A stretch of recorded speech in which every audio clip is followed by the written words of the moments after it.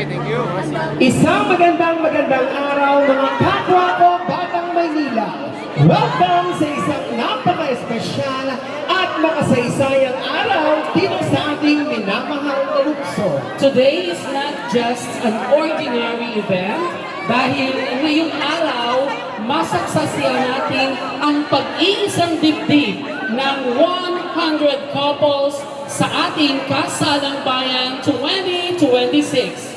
Isang selebrasyon ng pagmamahalan, pangako